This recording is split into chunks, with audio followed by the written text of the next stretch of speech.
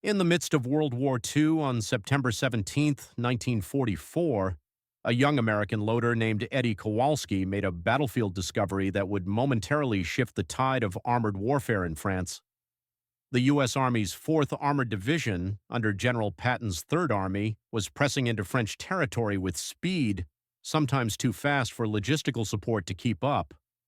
As they advanced, they encountered the formidable 5th Panzer Army, over 200 tanks strong, including the deadly Panzer IVs, Panthers, and Tigers.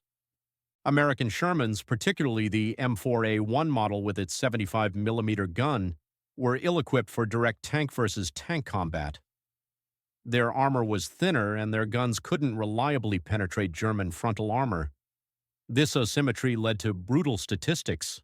5 Shermans lost for every Panther destroyed. The Sherman's nickname among the Germans was Tommy Cooker, a reference to how easily they caught fire. To the Americans, it was the Ronson, lighting up first time, every time. A serious flaw in the Sherman's design exacerbated their vulnerability. At distances under 400 yards, the tank's gun sights couldn't depress enough to target the enemy's lower hull, the area most vulnerable to penetration. Known among crews as the dead zone, this flaw made close-range engagements with German armor extremely dangerous. The standard response was to reverse and gain distance, but in many scenarios, such as ambushes or tight terrain, retreat wasn't an option. Eddie Kowalsski was just a loader. On that day near Araor, his tank's gunner was dead, his commander wounded. When a Panzer IV suddenly appeared only 400 yards away, Kowalsski found himself forced to act. With no formal training as a gunner and no visibility of the Panzer's hull, he spotted a broken 5-inch wide shaving mirror that had belonged to the fallen gunner. In a desperate act of improvisation, he used the mirror to reflect the field below the usual gunsight angle. Revealing the Panzer's vulnerable hull, he fired. 1 shot, 1 kill. That single act initiated a series of innovations that would echo across the division. Moments later, Kowalsski used the same mirror to destroy 2 more enemy tanks. Within 4 minutes, he had accomplished what even trained gunners rarely did: 3 confirmed kills, alone and with no standard targeting tools. Lieutenant Colonel Creighton Abrams, who commanded the 37th Tank Battalion, quickly recognized the significance. The mirror trick was clumsy, improvised, and entirely outside military doctrine, but it worked. Orders were given. Every tank would be outfitted with a mirror. Soldiers scoured the village of Araor for mirrors, bartering with French civilians, stealing them from bathrooms, and taping them into place inside Shermans. Though effective, the technique was far from perfect. The angle of the mirror had to be exact. Smoke, recoil, and nerves could throw off aim coordination between the mirror and the gun controls required practice and calm, both rare in battle. Kowalsski trained fellow loaders through trial and error, helping establish a rough method of combat mirror gunnery. The next day, 4th Armored used the technique to devastating effect. Holding fire until German Panthers entered the dead zone, the Shermans opened up 17 tanks fired simultaneously at hulls they could now see. 11 enemy tanks were destroyed in under a minute. It was a breakthrough in close-range tank fighting. But problems emerged quickly. Mirrors cracked under pressure, recoil, and heat. Reflections split, causing shots to miss by yards. Kowalsski himself nearly died when his cracked mirror distorted the aim. Once he noticed the flaw and taped it back together, he warned others.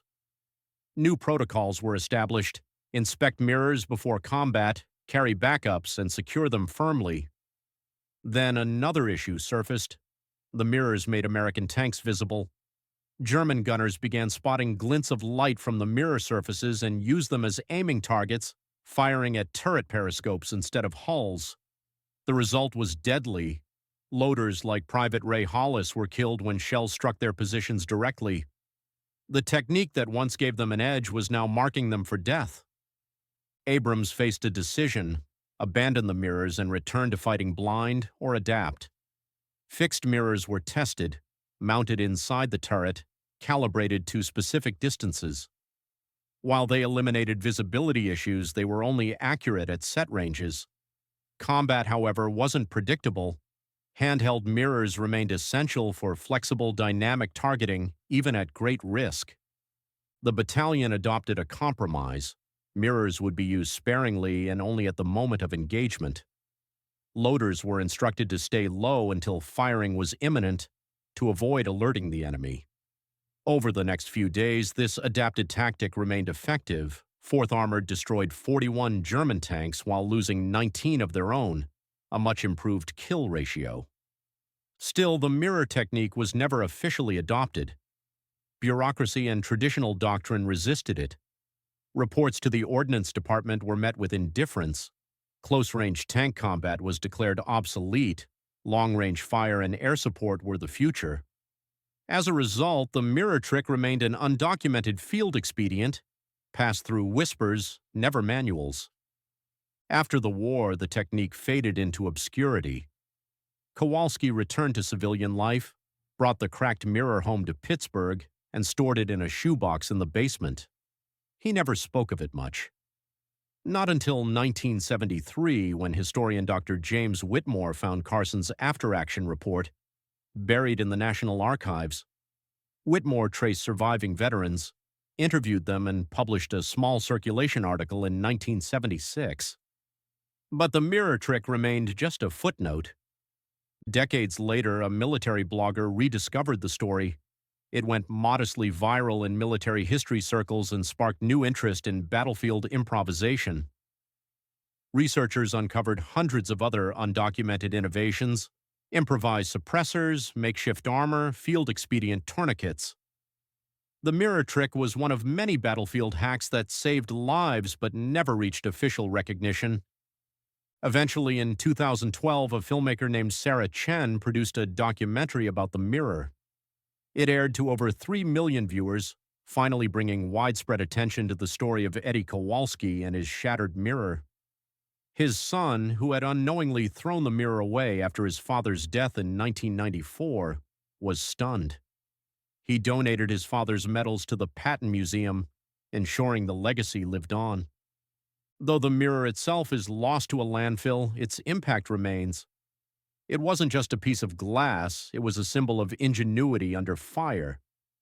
A desperate act of innovation that turned the tide of a battle, protected a battalion, and taught a lasting lesson. When official solutions fail, soldiers find their own. In 4 minutes, with 3 shots and 1 broken mirror, Eddie Kowalski changed history. Not with technology, but with instinct, courage, and the will to survive.